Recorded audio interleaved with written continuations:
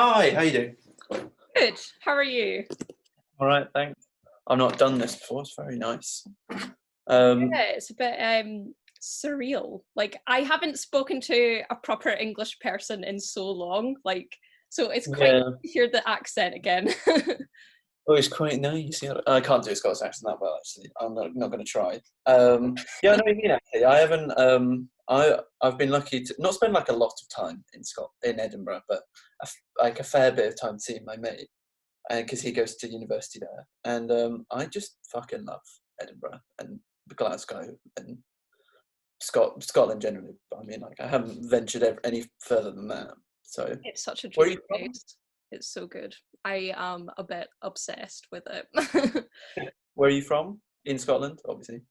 Outside Edinburgh, funnily enough. So that's why I can like totally relate to that. I'm I literally mean, half an hour drive. yeah, So you do have the like kind of posher Scottish accent, I'd say. who, me? Yeah, Do you think so? Oh, yeah. see, I've had that a lot. I think that's because I'm from the Scottish borders, so we have a slightly more toned down Scottish accent. But if you're I to said go that to voice. Glasgow, Oh, Glasgow, okay. yeah, they have the pure Scottish accent that you're definitely getting to hear. So, yeah, we're just gonna crack on with this. Would you like to introduce yourself? Hello. No, oh, this is so uncomfortable. I'm Harry Stephen Bennett. Harry Bennett. Harry, and I'm a graphic designer slash copywriter, living and working in London. The dream, What was that? The living dream. the dream. Yeah. I mean, like, I do get like, um, sometimes there are moments where I'm like, oh fuck. And I was like, oh my god, like, I'm just walking around. I've got a coffee, and I'm like, oh my god, like in East London, and I couldn't imagine like that, even like 2 years ago. And so, and I live in a really nice little flat with my best friend. So and she's a graphic designer too. So it's yeah, it is pretty dreamy in some respects. We're not in like a dive either. We've like made it really homely in here, so that's really nice. Um, my housemate and I met at university, where we went to University of Southampton, but Winchester School of Art. So it was a fairly prestigious art school that University of Southampton were like, we need an art program. Can we buy you? And they're like, all right, because we've got no money because we're an art school. So they're like a Rust Group art school, which is pretty different. But that was amazing, and that was, I think, similar to what you were saying about Aberdeen. It was Winchester is tiny, Mhm. and there's not like a scene in Winchester other than like a coffee scene, like a really competitive barista scene. It's really weird. There's loads of competitions there, but it was about an hour on the train to London, so we spent quite a lot of time in London. And I guess my journey into graphic design started with English literature, probably, because Yeah. I was gonna do English literature at university, because every single person in my family has a creative side and an academic side, and everyone else has gone through that, the academic side, and so naturally I thought, I'm an English literature student, obviously, so I was all looking to do that, even though art historically throughout my career in school was art was always my best subject. And I went to like a lecture at Oxford University, and it was an art history lecture, and I was watching it, and I had this epiphany of, oh my god, I don't want to be on this side of it. I want to be the one making the stuff rather than the person studying the stuff. So I then thought, right, that's it. I'm gonna do an art foundation. I'll do the whole cliche. But I actually managed to. Well, I was looking around where to go, because where we're from, there's no kind of foundation courses. like that, because we're just in the middle of, we're the arse end of nowhere, really, to be honest. Centre of nothing. So I thought, okay, I'll look at just applying to some art schools without a foundation. And my art teacher did his master's at Winchester School of Art, and I was like, oh, I'll have a look at that. And there's a course called Graphic Arts, and I was like, oh, it has art in the title. This is promising. And I went there, and there was the course leader at the time was a guy called Derek Yates, and he was kind of quite a cult of personality. And you know, he was pretty amazing, like as a course leader, and he just hooked you if you got into the course. Like, he had such a way around explaining things, and he really gave a shit about the students, and that was like obvious. And so I went there, and I was like, that's what I want to do, I guess, because it wasn't just straight graphic design. It was it had 4 pathways on it, which were graphic design, illustration, photography, and motion. So in my mind, I was like, I could do all of them. I could live the dream. And that I can't illustrate at all. And I'm terrible at motion graphics. I can't make anything. Oh, it's so difficult, isn't it? I had to do some animations for work, and I literally am like YouTubing everything. Like, yeah, I'm static. That is my photography and design. I'm just one still. Just if I can have it printed, that's great. So I ended up specialising in graphic design, and that's where I got a placement in my second year, 2 placements in my second year during the summer, and then I got a job at the end of 3rd year and moved to London with a job and no apartment. So me and my housemate was in the same situation where she'd got a job but had nowhere to live. So we're like, oh, okay, well, we'll live together. And when we went, when would it have been? All around August. That's when everybody moved to London. That's when everyone's like, I'm going to move. So we couldn't find anywhere, and neither of us lived in London, so we couldn't like search places out. So we ended up sofa surfing for 3 months. So I actually stayed in the studio, sleeping on the sofa for a while, and then we had some friends and we stayed on their sofa for a bit, and then I stayed at my friend's place in Enfield, which was a bit dodge, and it was all a bit of a whirlwind. And then I'm here now, but I no longer work at that place, and I got a job as a editorial assistant at ItsNiceThat, and I got off the job, and I was like, yes. So I accepted it, and then that day handed my notice in at work, and then the 2 days after that, I got a phone call from HR. It's ItsNiceThat saying, actually, because of coronavirus, we've put an employment freeze on, so we actually can't offer you the job anymore. I thought, oh fuck, great. But I think, if anything, out of kind of sympathy, and also they're like the best company in the world, it turned into a 1-month placement, which actually finished yesterday, but with the intention that they'd bring me back on after this is all kind of blown over. So in the meantime, I'm just a freelance copywriter and designer, I guess. So I guess that's the abridged version of my how I got. Interesting though. But it seems to be all right so far, obviously. But I've got 12 hours experience. There's not been a bad moment at all. No, I've got things lined up already. So I've got a feature, a new kind of feature article that I'm writing for ItsNiceThat that will go up in June. So that's a freelance gig for ItsNiceThat. It's freelance, not permanent.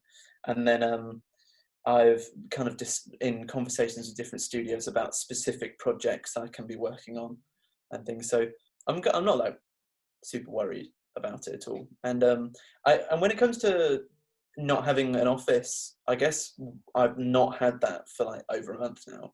So where I am now is where I've been working for, was it a month and a half now? I can't remember. So, and then to my side here, that's where Alice, my housemate, works. So we kind of have 2 desks, and we've actually been finding working from home really, really nice. It's much easier than you think. Mm. So we've been quite enjoying it, really. I just have to. There's certain things I have to do to kind of make a distinction between work and off work. So like I wear shoes when I'm at work. So I'll be sitting at my desk in my house with my shoes on. But that's I don't know. Yeah, just mentally, I'm like, oh, I'm out. And then the first thing I do when I finish work, I should like shut the laptop down and take my shoes off. So it's that kind of weird distinction that I have to I like have do my the same watch kind on. of thing though, like but with clothes instead. So I'll try and actually make an effort with the clothes that I wear, just because that gives the feeling of like I'm ready to do business, like I'm ready to get myself Well, stuck in here.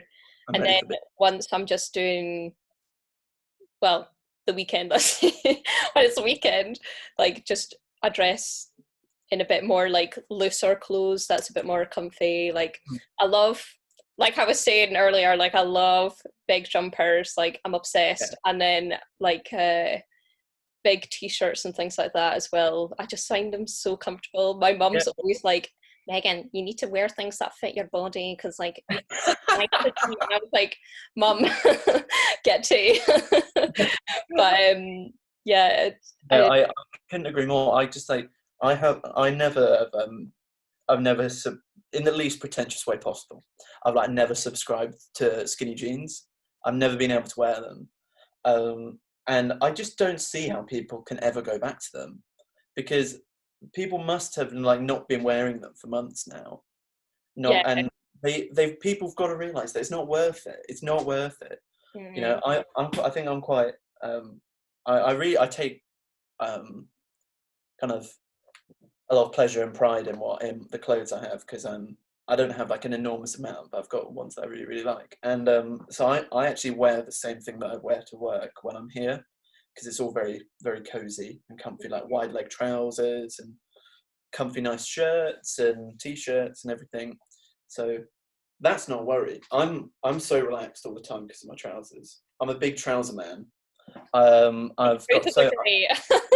I know I just said that I didn't actually have that many pairs of clothes, but I do have a lot of trousers. I think we counted, my husband and I were sorting out our kind of wardrobes, and I have, I think, 16 pairs of trousers, and I was like, I just don't wear that many. But it's been a collection that's building up over years. I've not just like bought loads or Accumulated them all just in like but, the past few like, months. how you like big jumpers. That's how I like big trousers.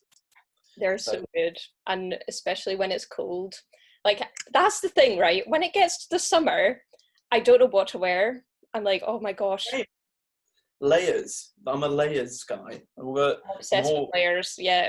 Um, I've got a t-shirt and a thing on, and it's quite warm already. I just feel comfy, cozy, and so. yeah, I absolutely feel you. Yeah. Do you think you have a formula into how you get to your Um, I don't think I have a necessarily have a formula, because I don't think there is one. I think people are kidding themselves if they think they have one, because I don't know. I think it's almost like there's a dread in the work you do. It's like dreadful, not in like a bad way. You just have this sense of dread, because you I don't really know what I'm doing. Like no one knows what they're doing ever. Some people are just better at hiding the fact that they don't know what they're doing.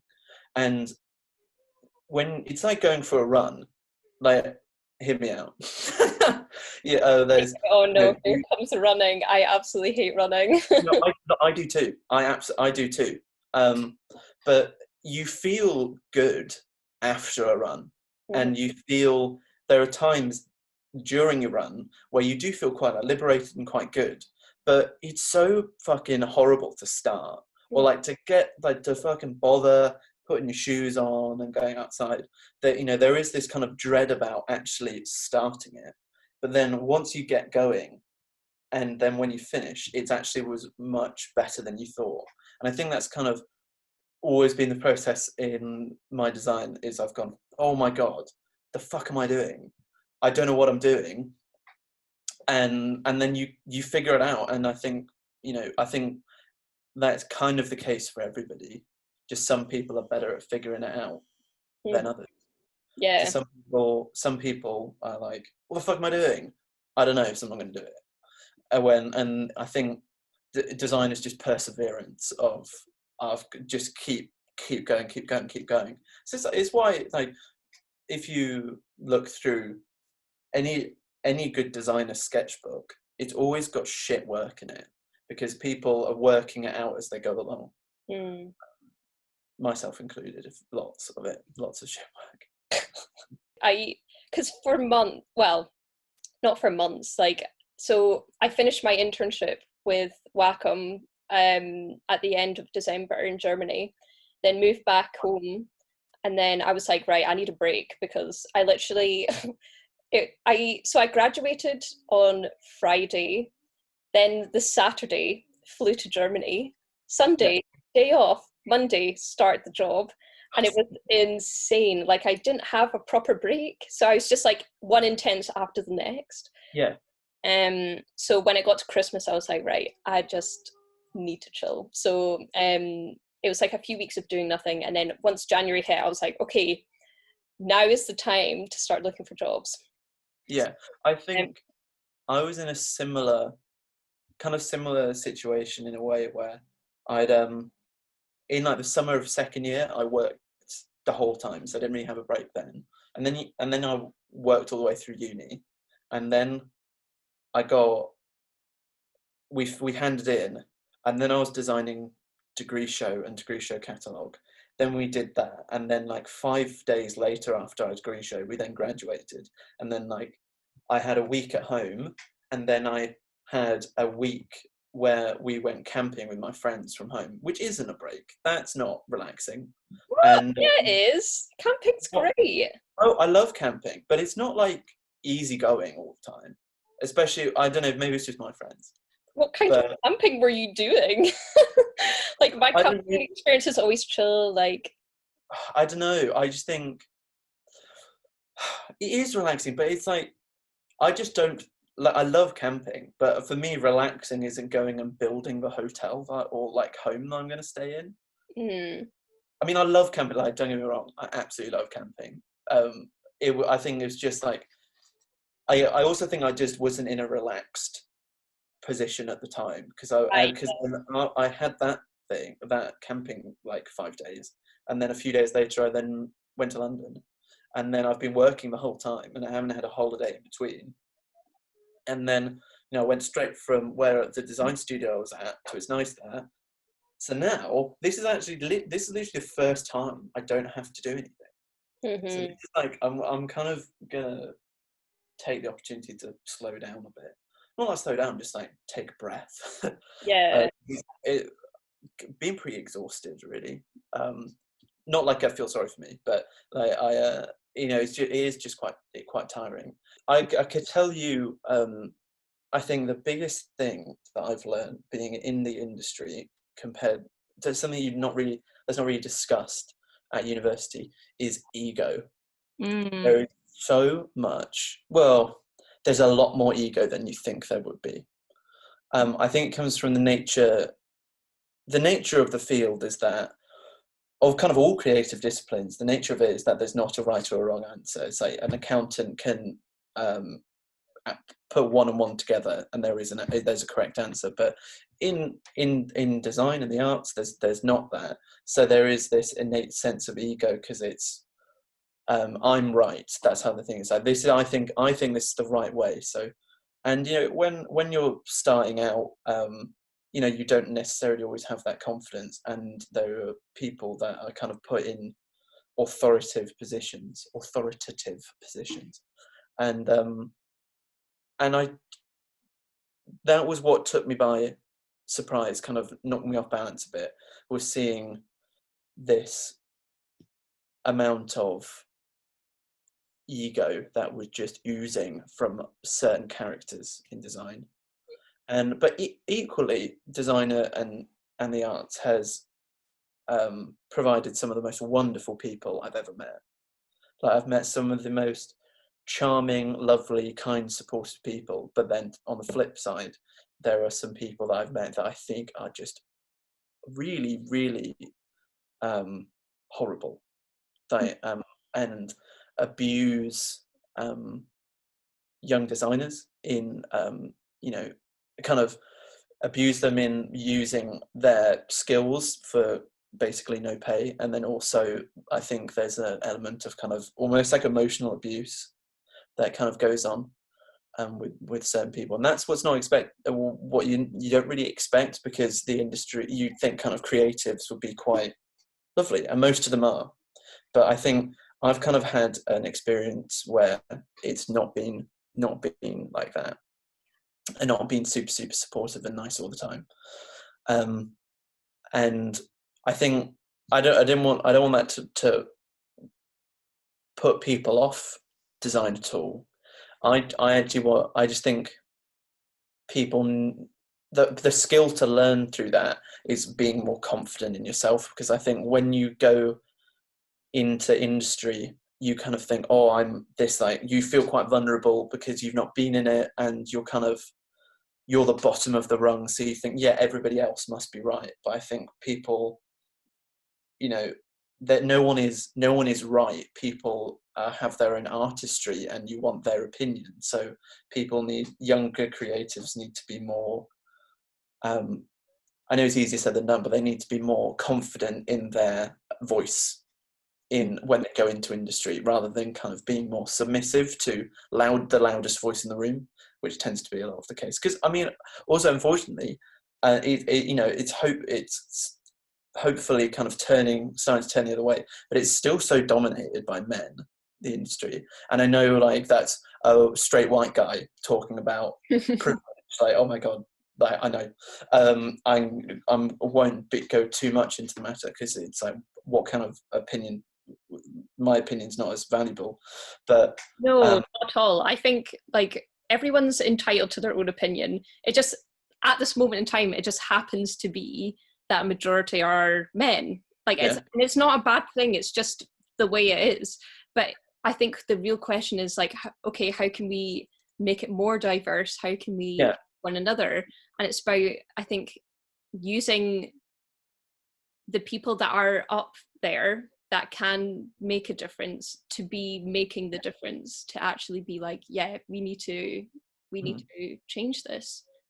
And I think that's why there's still this kind of ego in place, because you know, there's a lot of reason why people prefer having a female boss to a male boss, because there's kind of more empathy there, and generally less ego.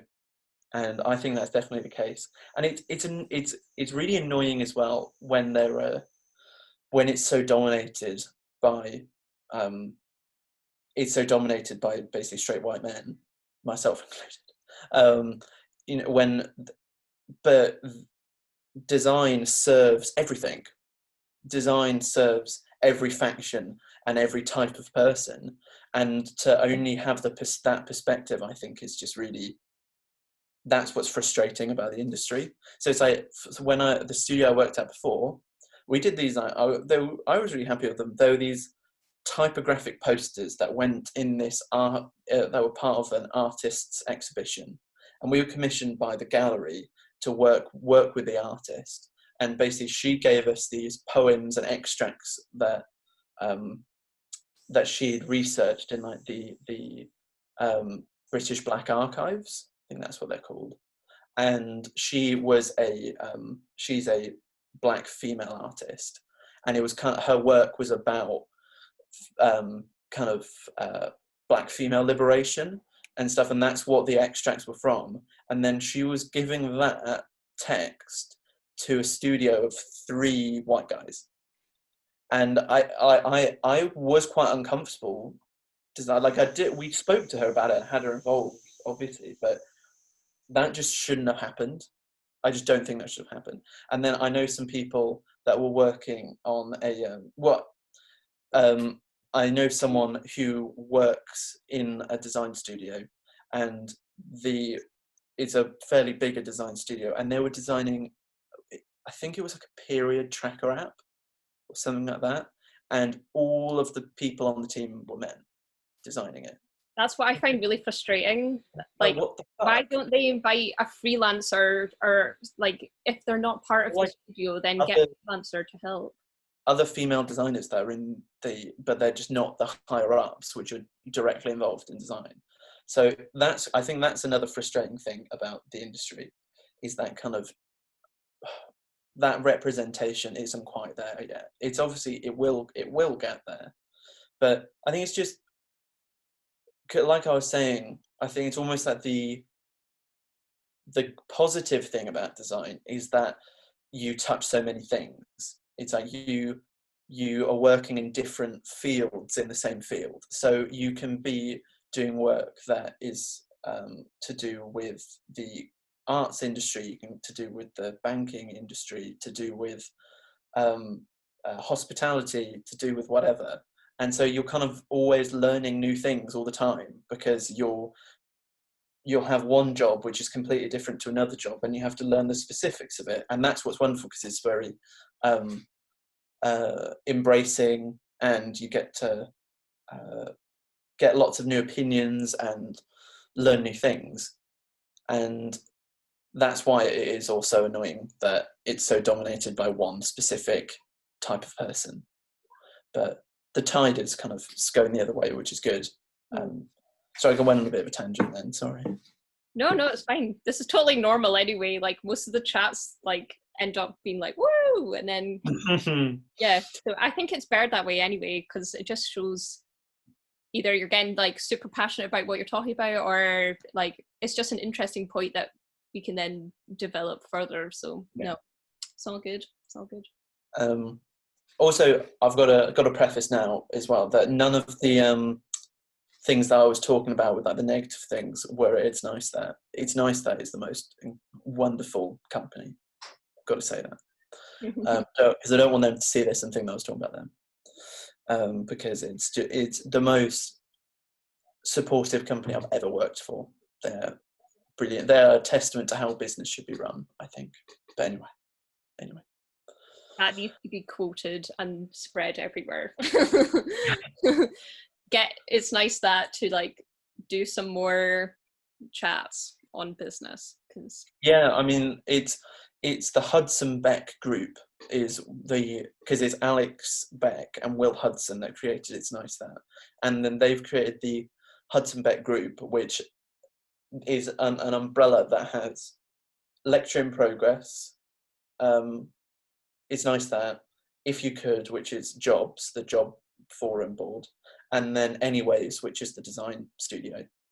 So it's still not like a massive company, but it's kind of the Hudson Beck group. And how they run business, which is I've just never seen I've never kind of encountered anything that's done it as well as they have.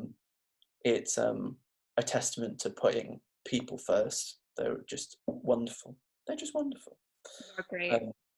That's probably something that design education probably needs to lean more into, is I know they do it much better in Scotland actually, than because of my friend that was at Edinburgh College of Art, and it seemed to kind of be the practice then was kind of setting up an agency in like, yeah, Edinburgh's fantastic for that. Yeah, and that's amazing. I think that's such a good idea, and people need to do it more, because it's like a lot of learning on the fly. Like when you go into the industry, you're like, oh, that, right, cool. And it's stuff like emailing. People are so bad at emailing. I love emailing. Emailing's great fun. But anyway, yeah. I'll stop talking about emailing. No, it's all good. Like, yeah, I agree with the agency thing, because so I have a few friends in Edinburgh, but they do fashion. So I was like, I didn't know the graphic design side of things. But I met a girl that is there doing graphic design, and she was telling me about her agency, and I was like, that's awesome that they do that. Like, we should be doing that as well. And I was invited to go back to my uni to talk about life after graduating, and like what I would tell my younger self, basically, like this time last year, and like I was just thinking, oh, you guys just need to do more collaborations. Like you should work together more, because that's gonna give you an insight of what it's actually like. Yeah. Because you can do all the projects you enjoy, yeah, sure, but you're going to get projects that you absolutely despise. Right. And like, how do you overcome that? How do you do that? And how do you work with people as well? Because again, like, it's an ego thing. Yeah, this is the right idea. This is what we're going to go for. Someone else has been like, well, actually, that's wrong. Like, or actually, you can maybe try doing it this way or that way. But you wouldn't know that until you actually work with someone. I think that's very, very true. And people, I think it's a shame, but I think it's probably to the benefit of kind of the work that if you're a more personable person, you'll kind of go further, because it is, that's why I hate the term, but like networking is so important, because if you're just like a nice guy, if you're a nice person, people will go, oh yeah, what about Sam? Oh yeah, he was really, really nice. What was Olivia like? Oh, Olivia was really lovely. Yeah, no, she was really good. Maybe we should bring her up. And I think it's a lot less formal than people think, design. Yeah, that's the easy way to get into jobs and things, like the fact who that played a huge thing for when I was organizing my events. Like, it was literally through the folks I knew that I managed to get the people to come in, or meeting them at events and being like, hey, you were really good at this event, do you fancy coming in and doing this one? Like, that's how it all happened. It's just from the small connections that you have with people, or someone knowing them, then yeah, and I think it's good to be a people person in design, which is a shame, because I think a lot of I feel like a lot of people, a lot of creatives are quite I think probably why the field is attractive is because they're maybe quite insensitive, and there's, I think I know a lot of people in design and illustration and photography that are quite what's the word? They don't have the self-confidence that they should, because they're brilliant. And like, it's a shame that a lot of the loudest voice in the room can often get like further, even though they might not be as good, because they're going like, "Wee, I'm so cocky. I don't quite know where I was going with that." No, but like, yeah, I see where you're going. There was one time, there was a student, I think the year above us or 2 years, and she was getting commissions, and like during uni, you get commissions, but they're like wee ones. She was getting like big commissions from London and things like that while she was still a student. And she told one of our tutors, like after the summer, after she'd done them, and she was like, oh, like, did you get paid? And she was like, no, I didn't ask. Yeah. Like, and again, it was because of that confidence thing. And so kind of going back to what you were saying before about people kind of taking advantage of you and things like that. I think businesses and companies' lack of understanding in when it comes to making a brand and things like that, they think, oh, I can just do it myself, like it's easy. They don't actually see the process behind it and why you're charging what you're charging. So when you tell them it's going to be £200, whatever, that's pretty cheap, they're like, whoa, that's just a bit much to what I was expecting. Like, it's being confident and being like, this is why I'm charging what I'm charging, and I'm a professional. And that's what I've kind of struggled with, the whole imposter syndrome of being like, no, I'm not proper, like I'm just kind of this and I enjoy doing it. It's like that is so prominent when you first start, is this kind of idea of imposter syndrome, because I think it goes back to what we were talking about right at the start, because no one knows what they're doing. If you're very aware of that kind of fright of like, God, I'm just kind of thrown in the deep end here, you can struggle. And it's just people that kind of fake it till they make it. You know, they're just like, yeah, I know what I'm doing, and then internally you're screaming. It's like, oh my god, what am I doing? Like this interview, I just no idea what I'm doing at all. I'm just, I don't know what I've said. I don't know how I'm saying it. Neither am I. I'm just kind of going with the flow. That's, I think, the best way to do it, though, because it's like a stream of consciousness. I feel like sometimes that's the way I speak, and it doesn't make any sense until I rewatch it, and I'm like, yeah, that was absolute gobbledygook. That doesn't make any sense. Yeah, I think I've been saying like and a lot. Literally just then, I just said whilst I was finishing my sentence. I say all the time. I try and edit it out because of that, and then I'm like thinking, and the word like I say all the time. I'm like, I need to stop saying that. It's just got into my vocabulary, and my mum always makes fun of me for saying it as well. She's like Yeah. And one of my teachers used to do that. Yeah, I'm really for it. But it's a Scottish thing. Like all my Scottish friends say like. And then when I was in Germany, one of my colleagues was saying, oh yeah, I watched this Scottish film. It's about this DJ in Glasgow. And I was like, oh, that's fun. And he was saying, oh yeah, apparently loads of Scottish people say like all the time. And I was like, well, like, and then he was like, haha, you said like. And I was like, okay then. That is true. I think a lot of people say like. I'm trying to think what other lessons I've learned. I think it's kind of, I'm worried that all I'm saying is like negative things. That how have I been balancing it? Have I been saying too many negative things? No, you're being real. You're being real. I don't think it's negative. I think it's the most wonderful industry, and like I don't want to work in any other. I just think, especially in university, you know, I wake up and I go straight to uni, and you do work, and then you'd have lunch, and you're still working, and you get back from the studio at like 7. Then you have food, and you have a gin and tonic or a beer or something, and then you go to bed, and then you keep going, and you know that what you produce is your life. You know, that's like your whole you invest all of yourself into the work that you do, and that produces great work, obviously. But I think what my housemate and I, what Alice and I have learned, is design can't be everything. You like fucking hell, because if you put all of your self-worth into what you produce, it's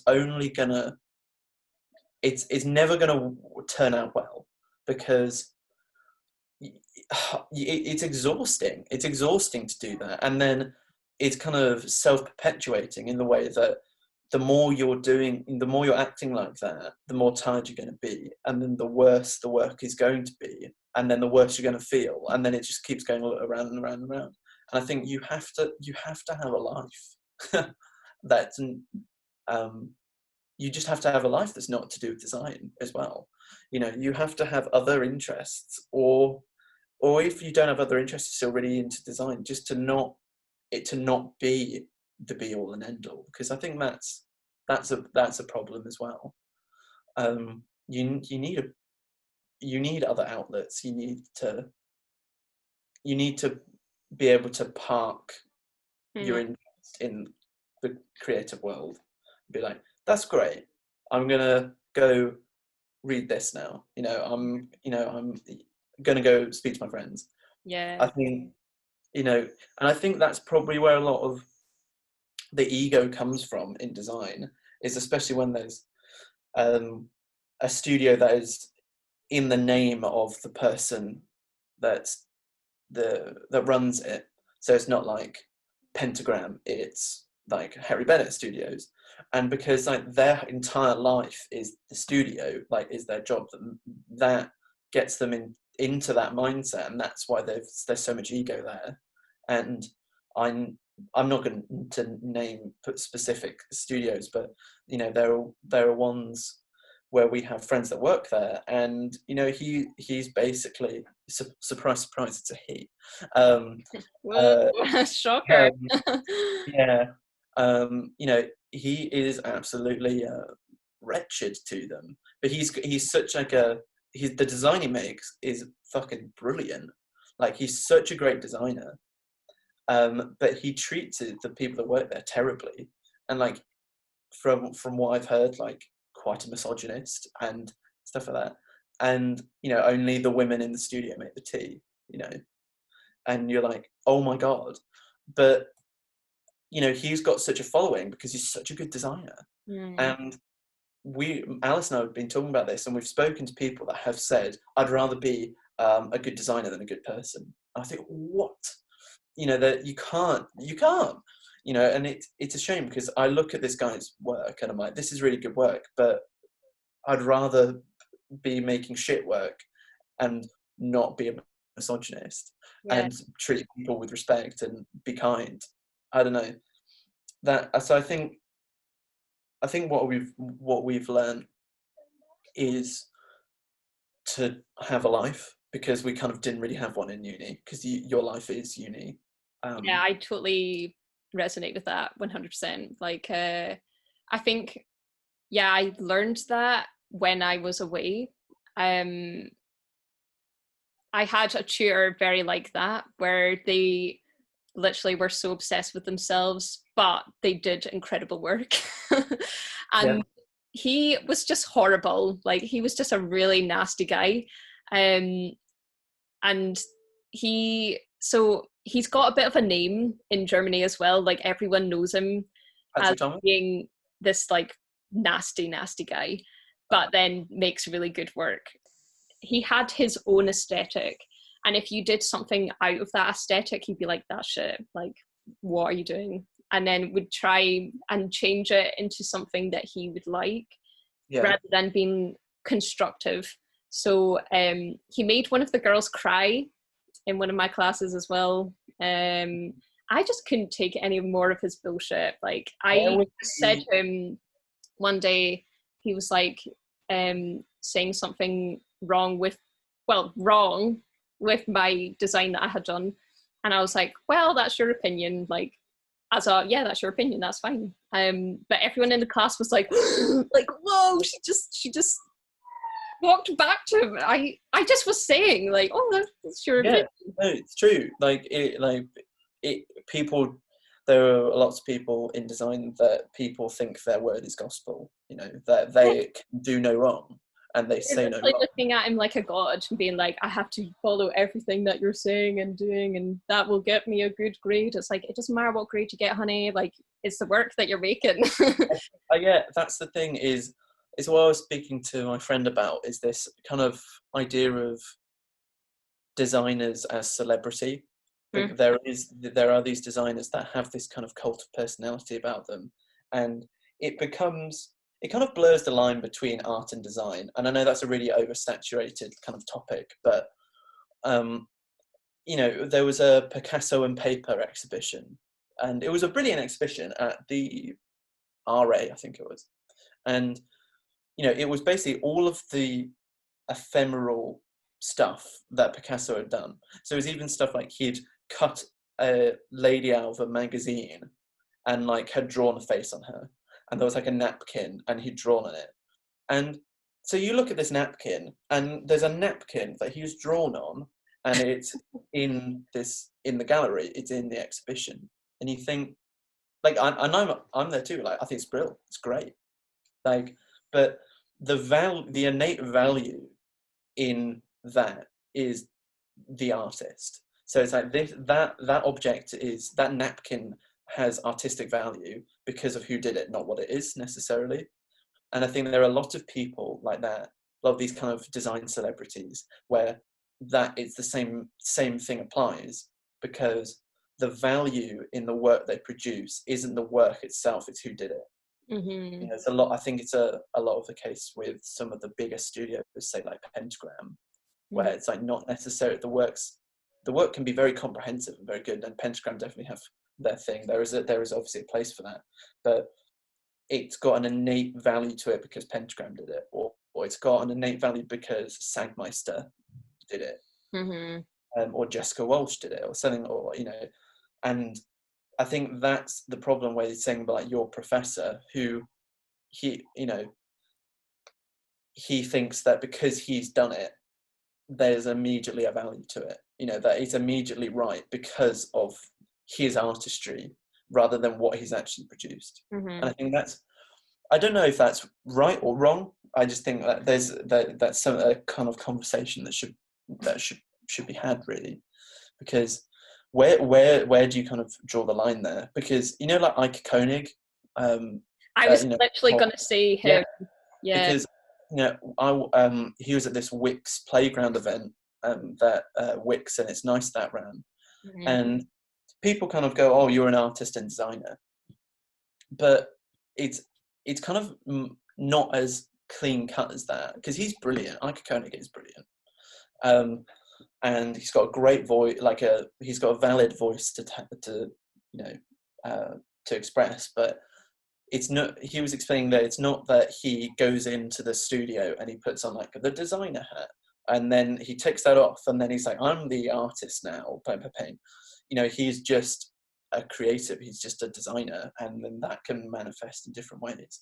And yeah, I don't know, it's quite the art and design, like what's art and what's design, that kind of debate is heavily saturated, but it's still a valid conversation, I think. And Ike Koenig is definitely I think he's a good example of that kind of completely blurred line between the two.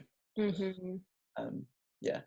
Yeah, for sure, because I remember speaking to one of my old friends about it, and he was saying, yeah, he's just such a bad designer, like he's actually bad. And I was like, I don't know, because, and then thinking it is art that he's making, like it is art, it's not design, but then sometimes it is design. So I think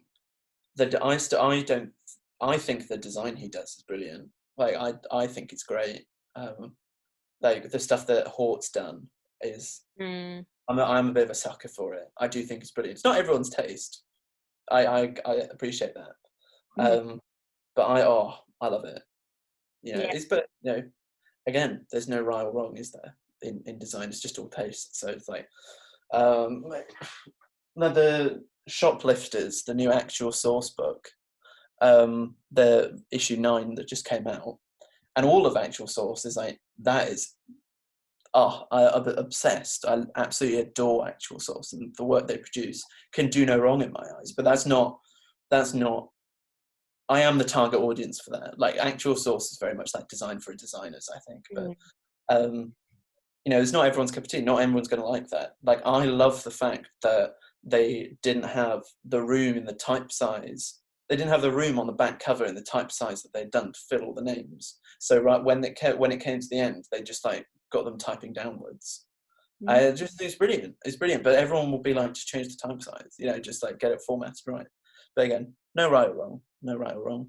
Yeah, I think that's good. Because I feel like I've always had that problem, because I just kind of do stuff. Like obviously there's a process, but when it comes to actually doing it, I just kind of go with my gut and just like do it. So sometimes I don't use rulers, sometimes I do, sometimes I'll like switch up a little bit, but I just like, I feel like that's bad. Like I feel like, oh, I shouldn't be doing that. Like I should be using a graph, like I should be doing this stuff. But then sometimes I'm just like, nah, like that's just not, you gotta do it. Yeah. You don't have to, because there is no right and wrong. I think people should be doing more things that are wrong. I don't know. I think the thing is, you need to know the rules initially to then learn how. Let me say that again. You need to initially know what the rules are to like effectively break them. So it's like Picasso. I'm going to talk about Picasso again. Great though. I'm obsessed with him as well. So he did Science of Charity when he was 19, and Science of Charity is an enormous painting, and it is a masterpiece. It is perfect. You know, it's technically absolutely perfect. And he did this at 19, and they have drawings, like self-portraits of him when he's like 12, and they're like amazing. You know, so he was this genius. He genuinely was this like master painter, master artist. And you think, when you are the best you could possibly be technically at 19, what do you do but break the rules to keep going, because otherwise you just go insane. And then because of that, we got things like cubism.